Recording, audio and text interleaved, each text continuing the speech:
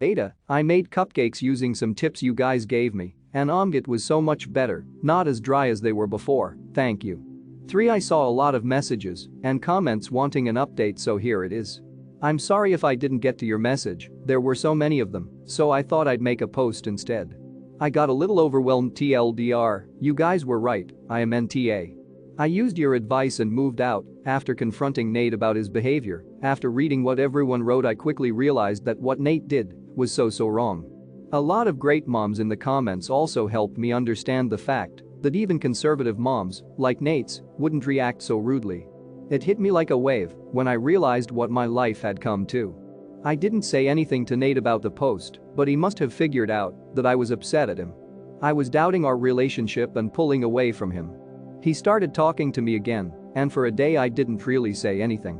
But I knew I had some decisions to make. I genuinely didn't believe I would get so many responses telling me I was NTA, so this was eye-opening for me. So a few days after I made the post, I told Nate that we needed to talk. I said that I would be staying with my friend until I felt comfortable around him.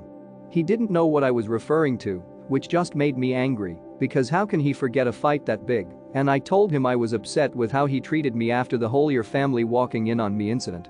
I also mentioned how I shouldn't have to wait for him to be away to dance, bake or listen to One Direction just because he doesn't like it.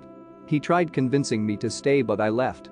I think he knew I wouldn't let this go like the other things. Thanks to you guys, yesterday I asked him to meet me at a cafe so we could have a conversation about everything that happened. Nate cried. Like for the first time ever since I have known him. He apologized, told me he messed up, and that he would change because he realized his mistakes now. I told him I wanted to move out, and maybe after a while, if he does actually change, I'd give us another chance. I just needed some space to think about things, and so I told him we should take a break from each other for a while. Nate told me he would talk to his mom as well, and that he should have defended me, to which I said yes, you should have. I actually borrowed direct sentences to explain why he in the wrong from some comments you guys left because it was so helpful. It went better than how I imagined it would go. Also, thank you. Thank you doesn't even begin to cover what I really want to say to everyone who helped me, and also to the mods who removed a lot of creepy comments.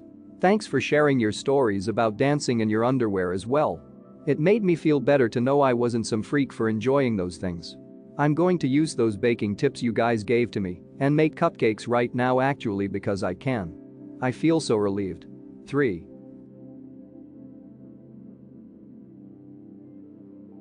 This is a throwaway because my friends have read it and I don't want them to find this. I have a housemate, Jillian 26F, who is severely allergic to peanuts. There are 5 of us who rent a house together, and we all agreed to put a label in our food containers to help keep Jillian safe and avoid contamination. I have a mini fridge in my room where I store my drinks so that I don't have to go to the kitchen if I want a drink in the middle of the night.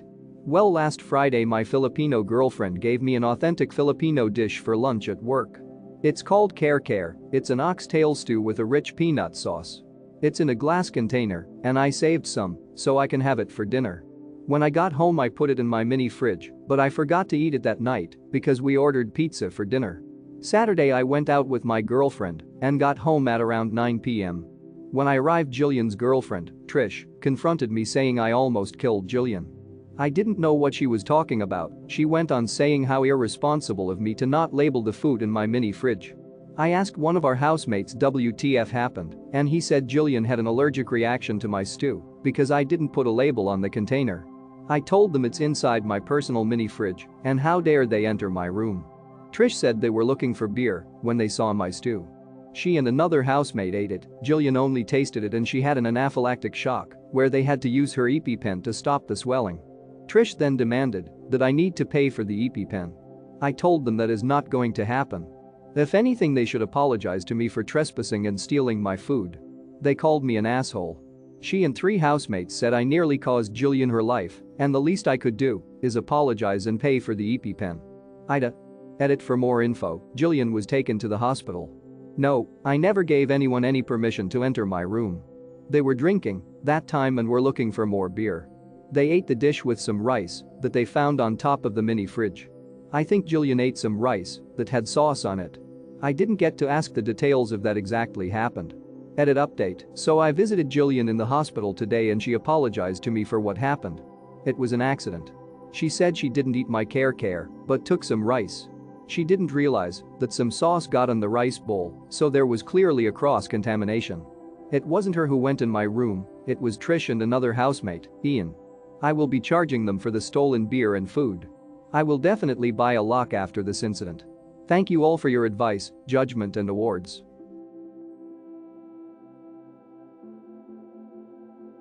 Some important context: my father left me when I was 10. I came home from school one day, and he was gone, and I was alone.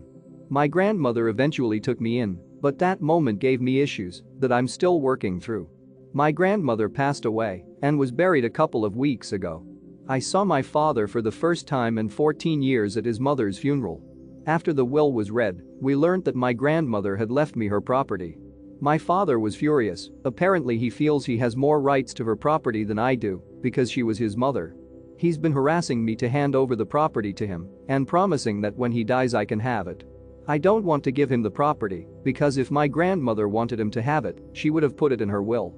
My father has been going around telling the family that I stole his mother's property right from under him, and I'm trying to punish him for leaving me. My family have been reaching out to tell me that even if he abandoned me, that I shouldn't forget the importance of filial piety and how being good to my father, even if he isn't good to me, is what makes a good daughter. I don't think I'm doing anything wrong, but the comments and the suggestions are beginning to wear me down. Am I the asshole? I'm a movie lover. I love watching TV shows and movies like Star Trek, The Greatest Showman, Star Wars. And I have tons of favorite actors like Jake Gyllenhaal and Robert De Niro and Keanu Reeves. I even have rituals for when I watch movies. Especially new ones. My boyfriend Andy and I have movie night every Thursday, together for 9 months BTW. We don't live together. He has a habit of googling spoilers whenever we're watching a movie for the first time. It may not be a big deal, but I hate it. I hate when he does that. It ruins the mood, the excitement of the movie, and so far he's ruined over 14 what would have been great watching experiences. He did it again after I had a talk with him about it. He says he just can't help it, but I said I can't let him ruin the one thing I'm so madly interested in. I can't even enjoy our Thursday movie night anymore because of it. He said I was right and promised he won't do it again. Heck, he even promised he won't keep his phone with him and will leave it elsewhere. This past Thursday he came over to my place so we could watch a new movie together. I prepared popcorn and drinks, and we sat on the sofa and started watching. It was a great movie choice. I was in the mood, excited to see how events turn out. Andy's phone was in the kitchen, so I didn't have to worry when he started moving in the sofa looking uncomfortable. I kept staring at the screen, and in few minutes I heard tick tick tick tick tick keyboard sound. I turned my face and saw Andy had my phone in his hand and was seemingly looking up spoilers for the movie. I was like, You know. What the hell did you do that for? You also took my phone. I got mad. He just kept smiling at me with his sharp teeth. He promised he won't spoil it for me, and I can trust him this time to not say anything. I took my phone back hoping I'd still find out what happens in the movie on my own. He kept harassing me, asking if I wanted him to tell me what was going to happen at the end. I said no. Minutes later he spoke up and said, "Hey babe, I just wanted to tell you that XYZ will happen at the end." I blew up. I yelled, calling him unbearable and selfish to have ruined yet another great movie watching experience. He said he wanted to ease my mind about the ending after seeing me so worked up like that, but I said I was done and cancelled our Thursday movie night and will have a girl night in with my girls instead. He got offended, saying overreacted over a movie and that he was hurt after I cancelled our special night of the week together. We usually end up having sex later on, so I get why this was big deal for him. He left and then texted me later saying I ruined the night and was hard on him since this is a habit of his that's hard to get rid of, but he's trying and I'm not giving him chance. He wants me to reconsider.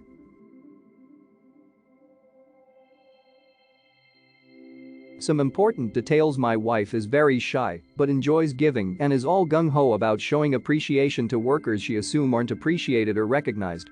She tries to pass these beliefs onto our kids. Because she's too silent to show her appreciation, she does it through gifts, usually baked goods. I've been embarrassed about it in the past. Our oldest rode the school bus for the first time. My wife was waiting at the stop with our daughter and had her hand the bus driver a bag of homemade cookies. Then when she picked her up from the stop in the afternoon, she gave a bag to the afternoon driver. I asked why she did that when she could easily have just said thank you and left it at that.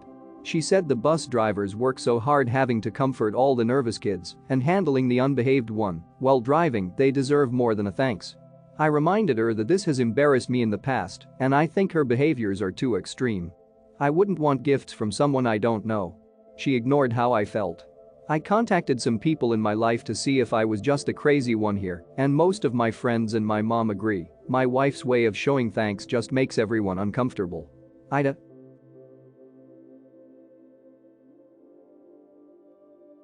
Lmao, this is so stupid. But I was on a pretty long flight and I had the window seat. It's important, but I had taken some edibles for the flight. Next to me is a mother and her child 23Y. The first incident happened when the mom asked if I would trade seats so her child could look out. I declined and said I would rather sit in the seat I paid for, and then I proceeded to put in my AirPods and started to watch some new girl, and I could hear the child cry and be upset that I wouldn't. A few hours later, I was playing a game on my phone, and the child was very focused on it, but then, as everyone here probably know, you get tired of mobile games, so I turned it off. The mom asked if I wouldn't mind keep playing as it was entertaining her son. I said no, and as soon as I did that, the child started crying and trying to grab my phone. I just simply raised my hand so the child couldn't reach, so I said in a louder tone, "Please control your child," which made the mom grab the boy and freak out at me and her screaming at me that I shouldn't be such an asshole and only think about me. Ida.